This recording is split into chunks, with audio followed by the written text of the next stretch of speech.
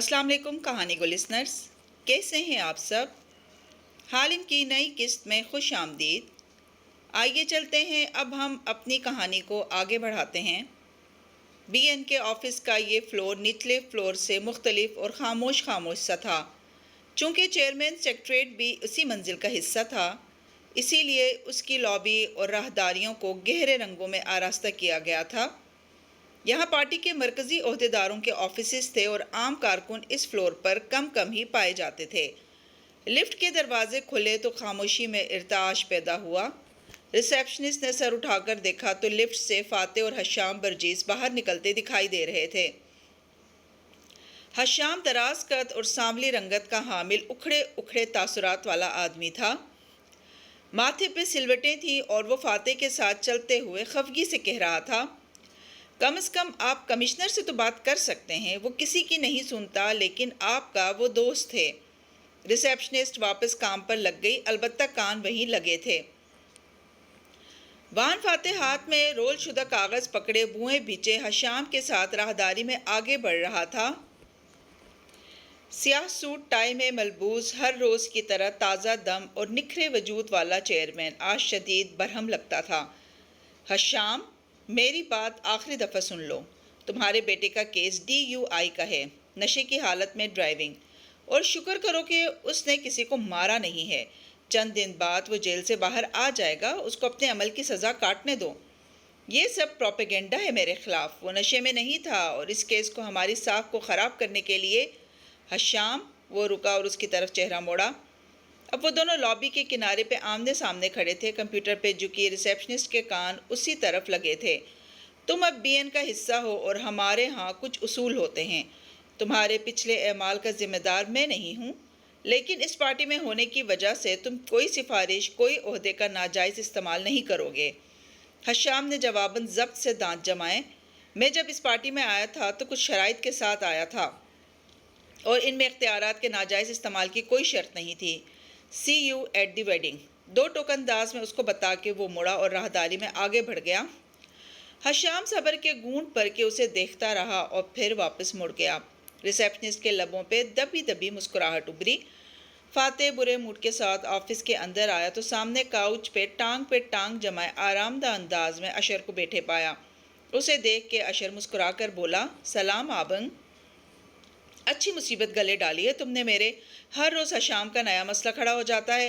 वो नागवारी से कहता अपनी कुर्सी तक आया, रोल शुदा कागज़ मेज़ पे रखा और कोट उतारने लगा। माथे पे हनोज बल पड़े थे। हशाम बर्जीस को मैं बहुत कोशिश और मिन्नत से लाया हूँ आबंग, वो हमें फ़ायदा देगा। जवाब में फाते ने आंखें उठाकर उसे घूरा, सर झटक कर कोट स्टैंड पे लटकाया और कुर्सी पे बैठ गया। आपने इस लड़के का इंटरव्यू सुना? अशर ने ऑफिस की दीवार पर लगी टीवी स्क्रीन की तरफ इशारा किया जो म्यूट थी और उस पर खबरें चल रही थीं। फाते ने ऐनक लगा के कागज़ खोल लिए, स्क्रीन को देखा तक नहीं। हाँ, वो कह रहा था कि उस पर सोफिया रहमान ने हमला करवाया है, मैंने आते हुए कार में सुना था। अब वो कागजात पढ़ रहा था। अशर ऑफिस की दीवार से लगे काउच पे बैठा था। चंद लम्हे खामोशी से बैठा रहा, फिर खंखारा, हमें प्रोसिक्यूटर अहमद निज़ाम से ताउन करना चाहिए। सिरसिरी अंदाज में बात शुरू की ही थी कि फाते ने ऐनक के ऊपर से उसे तेज़ नज़रों से देखा। यानी हमें अपनी ही पार्टी वर्कर को बेच देना चाहिए। आबंग, वो लड़की क्रिमिनल है, वो नापसंदीदगी से कहने लगा। मैं तो सोच भी नहीं सकता था कि वो अंदर से ऐसी निकलेगी। तुम तो उसके मदाह थे। उसने ऐनक उतारी और बेजारी से कागज़ परे करते हुए टेक लगाई। ऐश पे जमी आंखों में अफसोस था।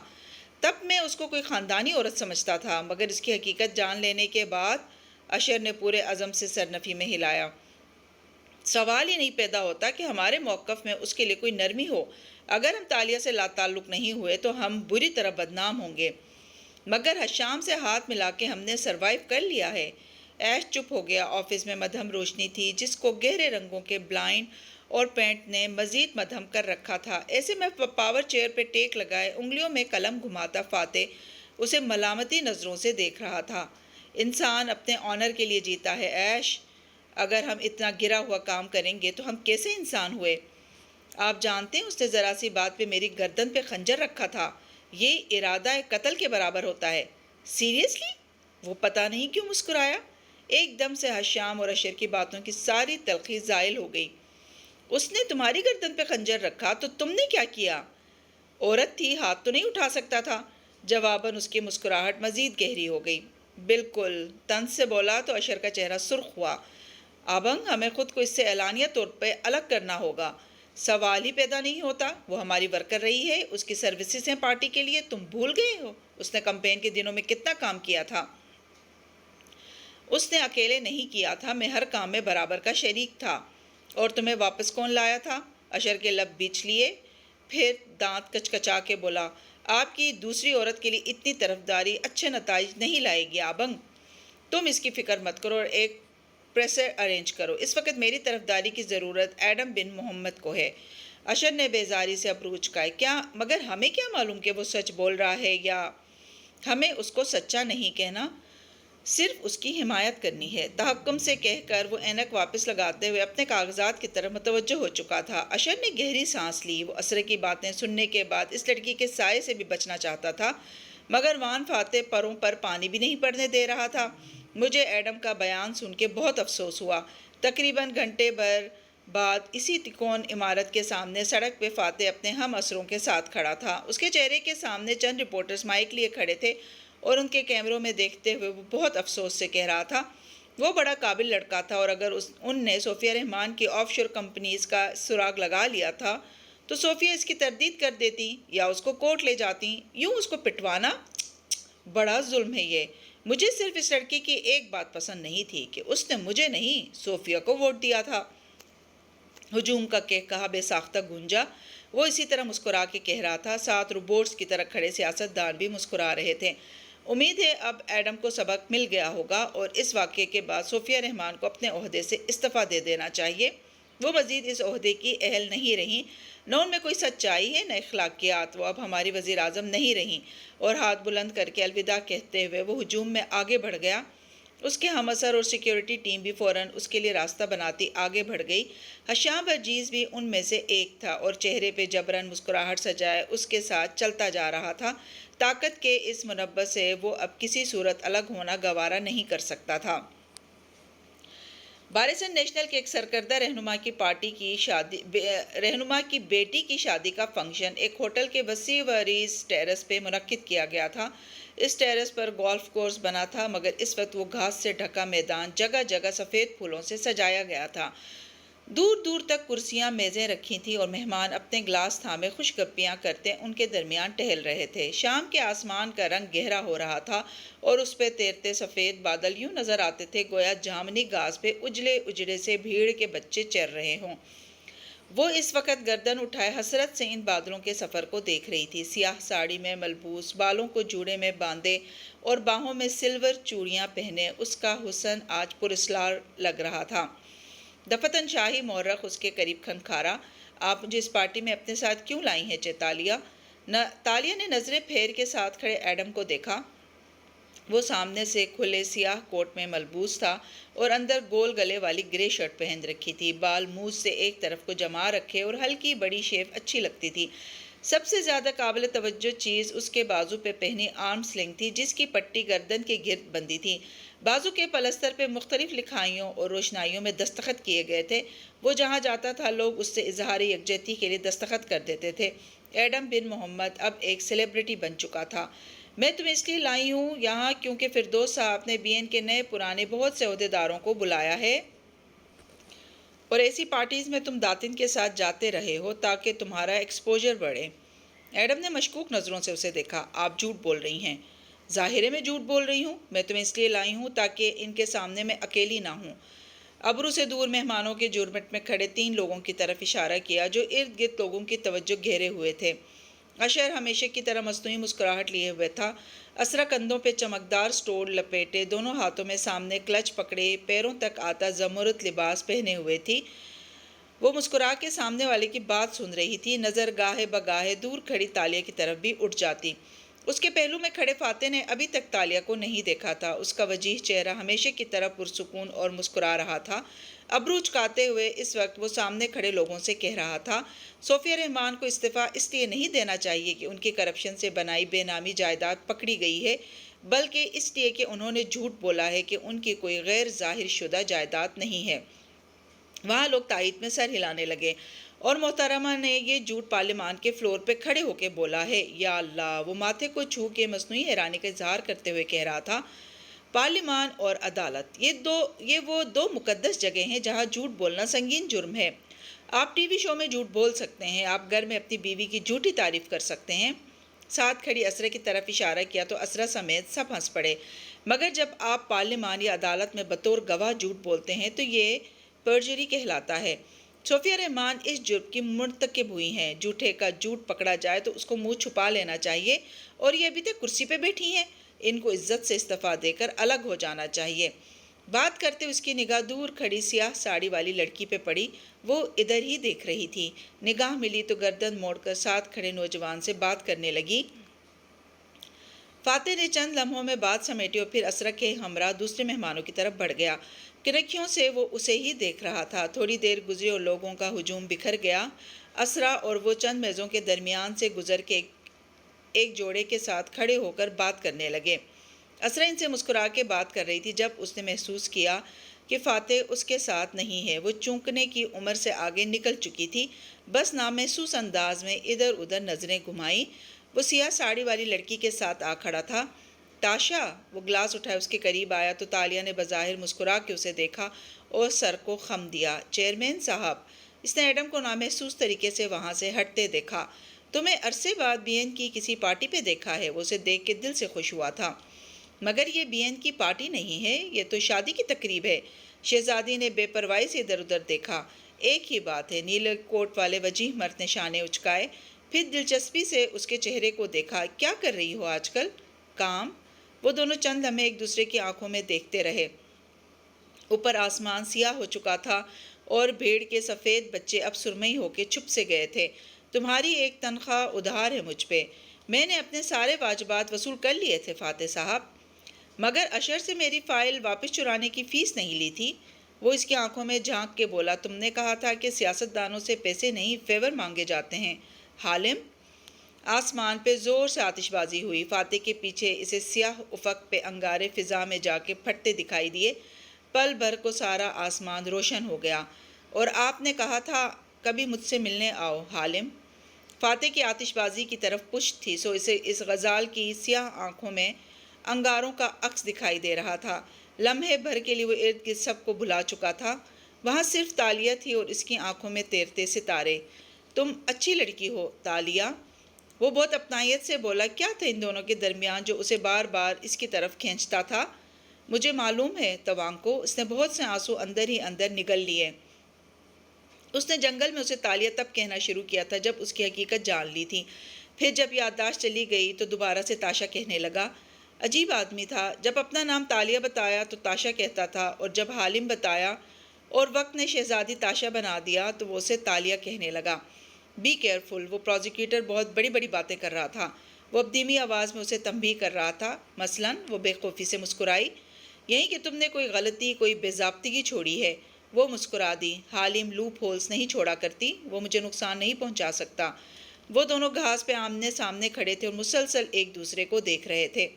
مجھے نہیں معلوم تم نے کیا کیا ہے، مگر یہ لوگ… کون لوگ؟ صوفیہ رحمان؟ آپ کی بیوی اور اشر نے عثمان کے ذریعے صوفیہ رحمان کو پیغام پہنچایا تھا کہ وہ میرے اوپر کیس کھلوائے تاکہ میں رسوا ہو کے جاب سے نکال دی جاؤں۔ فضا میں مسلسل آتش بازی ہو رہی تھی۔ ایک ستارہ سا آسمان تک جاتا اور دل کی صورت میں انگارے پھٹ کے آسمان پہ بکھر جاتے۔ سارے مہمان ستائشی نظروں سے اوپر دیکھ رہے تھے، صرف وہ دونوں ایک دوسرے کو دیکھ رہے تھے۔ مجھے یہی شک تھا۔ وہ اس بات پہ حیران نہیں ہوا، بس سنجیدگی سے سر جھٹکا۔ وہ جانتی تھی وہ ان دونوں کو کچھ نہیں کہے گا، وہ ان دونوں سے تالیہ کی وجہ سے تعلقات خراب نہیں کرے گا۔ اسی لیے میں نے عیش کی گردن پہ خنجر رکھا تھا۔ کیا اس نے بتایا نہیں؟ وہ مسکرائی تو وہ بھی مسکرا دیا۔ میں ان کی طرف سے تم سے معذرت کرتا ہوں۔ ہماری پارٹی اور آفس ہمیشہ تمہارا ساتھ دے گا۔ تالیہ نے محض سر ہلا دیا۔ فاتح نے ذرا کی ذرا نظریں پھیر کے دور کھڑے حشام کو دیکھا جو اپنی بیوی کے ساتھ کھڑا گردن اٹھائے آتش بازی دیکھ رہا تھا۔ جہاں تک حشام کی پارٹی میں لینے کا سوال ہے تو آپ کوئی وضاحت مت دیں۔ اس نے ہاتھ اٹھا کے روک دیا۔ وہ آپ کی مجبوری ہے۔ حشام جیسے لوگ اس معاشرے کی حقیقت ہیں۔ اقتدار حاصل کرنے کے لیے ان جیسوں کو ساتھ لے کر چلنا پڑتا ہے، مگر اس کی قیمت بھی ہوتی ہے، اور وہ آپ چکائیں گے، مگر حکومت کرنا آسان نہیں ہوتا۔ آئی ایم سوری میں نے اس دن اتنا کچھ بول دیا اور اتنی بدتمیزی کی۔ میں بس آئیڈیلزم کا شکار تھی، مگر مجھے معلوم ہو گیا کہ مجھے اپنے لیڈر کو رول ماڈل نہیں بنانا تھا۔ تو کس کو بنانا تھا؟ وہ برجستہ بولا تو وہ مسکرا دی۔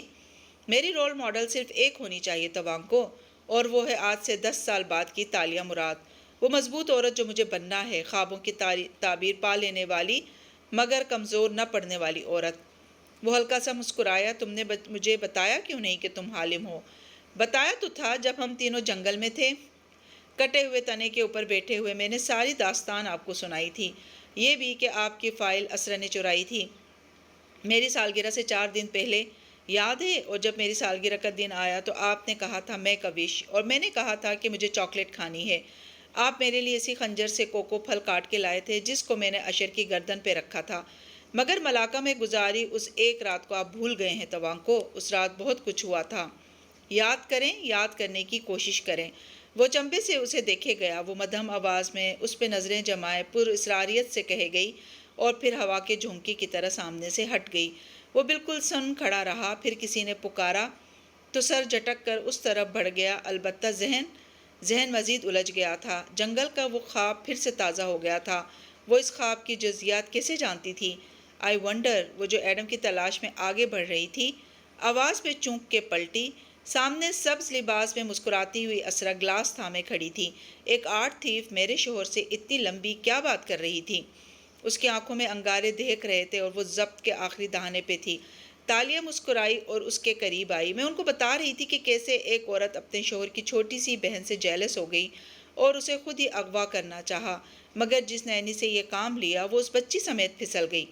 اس کے کان کے قریب سرگوشی کی۔ نینی تو مر گئی، مگر کیا وہ بچی بھی مر گئی تھی؟ اگر وہ زندہ نکل آئی اور یہ ثابت کر دیا کہ اس کی مجرم اس کی سو کالڈ ستیلی ماں تھی تو کیا ہوگا مسز اسرا؟ اور واپس سیدھی ہوئی۔ اسرا کی گرفت گلاس پہ مضبوط ہو گئی، جبڑا بالکل بچھ گیا اور رنگت سرخ پڑنے لگی۔ مجھے دھمکانے کی کوشش مت کرو تالیہ، دانت پہ دانت جما کے وہ غرائی۔ میں وان فاتح کی بیوی ہوں۔ غلط، وہ ایک ابرو اٹھا کے بولی، آپ وان فاتح کی پہلی بیوی ہیں۔ اور یہ کہہ کے وہ مڑی اور مہمانوں میں آگے بڑھ گئی۔ اسرا محمود کی رنگت یوں سفید پڑی گویا وہ کوئی 557 برس قبل کا گارے سے بنا مجسمہ ہو۔ وہ وہاں سے ہل نہیں سکی، اس کا سانس رک چکا تھا۔ پہلی بیوی؟ پہلی بیوی؟ چھناک کی آواز سے وہ چونکی۔ شیشے کا گلاس اس کے ہاتھ کی سخت گرفت میں ٹوٹ چکا تھا۔ جہاں جوس اس کے لباس پہ چھلکا وہیں کرچیاں گھاس پہ بکھر گئیں، ہاتھ پہ خراشیں لگیں اور اگلے ہی لمحے خون کی بوندیں رسنے لگیں۔ کچھ لوگوں نے دیکھا اور اسے پکارا بھی، مگر وہ معذرت کرتی تیزی سے باتھ روم کی طرف بڑھ گئی۔ اس کی رنگت اب زرد پڑ رہی تھی اور قدم من بھر کے ہو رہے تھے۔ یہ کیا کہا آپ نے انہیں چیتالیہ؟ وہ ساری بات سن کے بے یقینی سے بولا تھا۔ تالیہ نے گہری سانس لی۔ آریانہ کے زندہ ہونے کی بات پہ اسرا نے کوئی قدم نہیں اٹھایا۔ ہم نے 2 ماہ اس پہ نظر رکھی ہے۔ مجھے اس کو اس کی کچار سے باہر نکالنا ہے ایڈم، مجھے اس کو پرووک کرنا ہے۔ وان فاتح نے مجھے ایک کام دیا تھا اپنی بیٹی کے قاتل کو انجام تک پہنچانے کا، میں اسے پورا کیے بغیر نہیں رہوں گی۔ وہ اسے دیکھ کے رہ گیا۔ اگر انہوں نے فاتح صاحب سے پوچھ لیا تو؟ میں چاہتی ہوں وہ پوچھے۔ اچھا ہے، وہ پوچھ لے۔ میں سمجھا آپ ان سے ناراض ہیں۔ دل کو دھکا لگا تھا۔ میں ان سے ناراض ہوں۔ وہ سنجیدگی سے دور باتھ روم کی طرف جاتی اسرا کو دیکھ کے بولی، مگر ان 2 ماہ میں نے اپنے اور ان کے تعلق کی حقیقت جان لی ہے، اور وہ حقیقت یہ ہے کہ آپ ان کی فین نہیں تھیں۔ یہ صرف فینڈم ہوتا تو آئیڈیلزم کا بھوت ٹوٹنے پہ آپ کے دل میں ان کی نفرت بھر جاتی۔ ایڈم غور سے اس کو دیکھ کے تھکے سے انداز میں بولا، یہ محبت تھی اور محبت مرضی سے نہیں ہوتی، یہ نصیب میں لکھی ہوتی ہے۔ کسی کے لیے رزق کی طرح تو کسی کے لیے روگ کی طرح اس کو لکھ دیا جاتا ہے۔ میں آپ کو سمجھ سکتا ہوں۔ اب گھر چلتے ہیں، میرا دل ان مصنوعی لوگوں کی محفل میں اکتانے لگتا ہے۔ وہ ابھی تک دور ہجوم کو دیکھ رہی تھی اور ایڈم نے اپنی آنکھوں کا خالی پن چھپانے کے لیے رخ موڑ لیا تھا۔ باتھ روم میں اسرا آئینے کے سامنے کھڑی تیز نل کے نیچے ہاتھ دیے ہوئے تھی۔ پانی مسلسل گرتے خون کو سنک میں بہائے لے جا رہا تھا اور وہ گمسم سی کھڑی تھی۔ پانی میں مختلف مناظر ابھر کے معدوم ہو رہے تھے۔ اسے کیا کرنا چاہیے؟ اس نے دیکھا وہ گھر جاتے وان فاتح کا گریبان پکڑ لیتی ہے۔ اس نے مجھے تمہاری پہلی بیوی کہا، وہ چلا کے کہتی ہے۔ تمہاری دوسری بیوی کون ہے؟ وہ فراڈ، وہ چور۔ ہاں وہی ہے۔ میں تنگ آ چکا ہوں تم سے، تم میری بیٹی کی قاتل ہو۔ وہ جواباً غصے سے غراتا ہے۔ اسرا نے سر جھٹکا۔ وہ ابھی تک سفید باتھ روم میں کھڑی تھی اور نل کی تیز دھار اس کے ہاتھ پہ پڑ رہی تھی۔ اس نے پانی کے 7 رنگی بلبلوں میں ایک دوسرا عکس دیکھا۔ فاتح، فاتح، وہ روتے ہوئے اس کی کونی تھام کے کہتی ہے۔ اس نے کہا، میں اس کی پہلی بیوی ہوں، پلیز مجھے بتاؤ یہ سب کیا ہے؟ اسرا، وہ اس کے کندھے تھام کے حیرت سے کہتا ہے، پتہ نہیں وہ پاگل لڑکی کیا کہہ رہی ہے، میری کوئی دوسری بیوی نہیں ہے، میں نے کبھی تم سے بے وفائی کی ہے کیا؟ دونوں ممکنہ مناظر بلبلے بن کے پھٹ گئے۔ کیا سوچ رہی ہیں ماما؟ وہ چونکی، تیزی سے ہاتھ کھینچا تو خود کار نل بند ہو گیا۔ آئینے میں اسے اب باتھ روم کے کونے میں کھڑی سفید فراک والی بچی نظر آئی تھی۔ اس کے لباس پہ سامنے سرخ دھبے لگے تھے اور وہ مسکرا کے اسرا کو دیکھ رہی تھی۔ کیا آپ ڈیڈ سے پوچھیں گی نہیں؟ پوچھا تو وہ کیا کہے گا؟ یا اعتراف کرے گا یا جھوٹ بول دے گا؟ ایک صورت میں شوہر ہار دوں گی، دوسری صورت میں اس رشتے کا اعتبار۔ میں تو دونوں صورتوں میں ہارتی ہوں آریانہ، وہ تھکے تھکے انداز میں بولی۔ آریانہ چلتی ہوئی واش بیسن کے سامنے آ کھڑی ہوئی۔ اس کے سفید ہیئر بینڈ کے اوپر بھی خون کا دھبا لگا تھا۔ کیا معلوم تالیہ جھوٹ بول رہی ہو ماما، اور جو وہ دونوں آتش بازی کے دوران ایک دوسرے کو دیکھ رہے تھے وہ بھی جھوٹ تھا؟ اس نے آئینے کی طرف پشت کر لی اور بیسن سے ٹیک لگا لی۔ وہ تھک چکی تھی۔ اگر آپ مجھے نہ مارتی تو آپ دونوں کے رشتے کے درمیان یہ خیانت نہ آتی۔ یہ آپ نے اپنے ساتھ خود کیا ہے ماما، آپ نے ان کے دل سے اپنی محبت خود نکالی ہے۔ محبت؟ وہ دھیرے سے ہنسی۔ فاتح نے کبھی مجھ سے محبت نہیں کی، اس نے صرف تم سے محبت کی تھی۔ مجھ سے شادی بھی تمہارے لیے کی۔ جو اس کی آنکھوں میں تالیہ کو دیکھ کے نظر آتا ہے وہ میرے لیے کبھی نہیں تھا، شاید تمہارے لیے بھی نہیں تھا۔ میں اس شے کو ان دونوں سے نہیں چھین سکتی۔ تو اب آپ کیا کریں گی؟ میں؟ اس نے کرب سے آنکھیں بند کی، مٹھیوں سے اطراف میں بیسن کے کونوں کو بچھے رکھا تھا۔ میں جل رہی ہوں آریانہ، میری دنیا جل چکی ہے اور میرا دل راکھ ہو چکا ہے۔ میں نے فاتح کو کھو دیا ہے، تمہیں مار کے بھی میں اسے خود سے باندھ نہیں سکی۔ آپ نے میری جان لی تھی ماما، یہ آپ کے گناہوں کا بدلہ ہے۔ اسرا نے آنکھیں کھولی۔ اور فاتح کو اس کے گناہوں کا بدلہ کب ملے گا؟ تالیہ کو سزا کب ملے گی؟ اگر انہوں نے شادی کی ہے تو بھی ایک گناہ ہے، میرا اعتبار توڑنے کا گناہ، مجھے دکھ دینے کا گناہ۔ اب آپ کیا کریں گی؟ آریانہ بار بار وہی ایک سوال پوچھ رہی تھی۔ میرے پاس کرنے کو کچھ نہیں بچا، میں ہار چکی ہوں، میں اب فاتح کو نہیں جیت سکتی، لیکن… وہ مڑی اور نل تلے دونوں ہاتھ رکھے، پانی کی دھار گری اور ہاتھوں کا پیالہ لبالب بھر گیا۔ اسرا نے پانی چہرے پہ ڈالا تو مسکارا بہنے لگا۔ اس نے سیاہ آنکھیں اٹھا کے آئینے میں دیکھا۔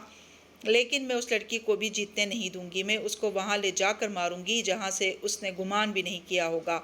تھوڑی دیر بعد وہ کار کی طرف جاتے ہوئے فون پہ کہہ رہی تھی، فاتح میری طبیعت ٹھیک نہیں ہے، میں گھر جا رہی ہوں۔ پھر مسکرائی، نہیں ڈیئر، میں بس تھکی ہوئی ہوں، ذرا سا آرام کر لوں تو ٹھیک ہو جاؤں گی۔ فون رکھا تو چہرہ سنجیدہ ہو گیا۔ کار تک آ کے اس نے ڈرائیونگ ڈور کھولا، ہکا بکا کھڑے ڈرائیور سے چابی لی اور اندر بیٹھ گئی۔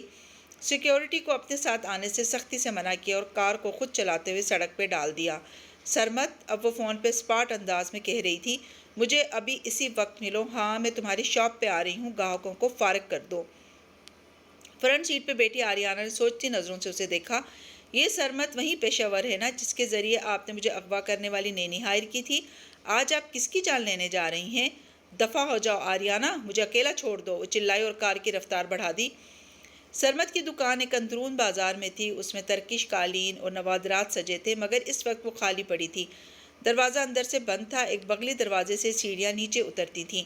نیچے خوبصورت سا دیوان خانہ بنا تھا جہاں ایک شیلف نوادرات سے آراستہ کیا گیا تھا اور وہاں میز کرسیاں رکھی تھیں۔ اسرا اس وقت ایک کرسی پہ بیٹھی تھی، اپنے سبز پارٹی ویئر کے برعکس اس کا چہرہ اب میک اپ سے پاک دھلا دھلایا تھا۔ بتائیے مسز اسرا۔ سامنے بیٹھا نوجوان بہت دبلا پتلا تھا، اس کا سر جسم سے بڑا لگتا تھا اور سیاہ گھنگرالے بال چھتے کی صورت تھے۔ اس چھتے پہ اس نے ایک سرخ ہیئر بینڈ لگا کے ان کو پیچھے کر رکھا تھا۔ میں آپ کے لیے کیا کر سکتا ہوں؟ سینے پہ بازو لپیٹے بیٹھی اسرا نے گہری سانس لی۔ تم میرے باپا کے وفادار رہے ہو اور میرے بھی۔ اس دفعہ صرف ایک چیز چاہیے، کام میں خود کر لوں گی، تم صرف اوزار فراہم کرو گے۔ سرمت نے اس کی گلابی محترم آنکھوں کو غور سے دیکھا۔ کام کیا ہے؟ کسی کی جان لینی ہے، اس کی آواز کپ کپائی۔ مسئلہ ہی نہیں ہے، میں لے لوں گا، آپ اپنے ہاتھ کیوں گندے کرتی ہیں؟ اس نے نفی میں سر ہلایا۔ یہ جان بہت قیمتی ہے اور مجھے بہت محبوب ہے سرمت، اسے میں خود لوں گی۔ اور کیا ہتھیار چاہیے آپ کو؟ زہر، آرسینک۔ صبح تک مل جائے گا، مگر آپ پہ الزام تو نہیں آئے گا؟ وہ فکر مند ہوا تو وہ مسکرا دی۔ بے فکر رہو، الزام اس لڑکی پہ آئے گا جو اس الزام کی اہل ہے۔ اس کی آنکھوں میں جلتے انگارے صاف دکھائی دے رہے تھے، حالانکہ دکان کے حصے میں کوئی آتش بازی نہیں ہو رہی تھی۔ جی تو کہانی کو لسنرز، آج کی قسط آپ کو کیسی لگی کمنٹس میں ضرور اظہار کیجیے گا۔ چینل پر نئے ہیں تو چینل کو سبسکرائب کرنا نہ بھولیں۔ شکریہ۔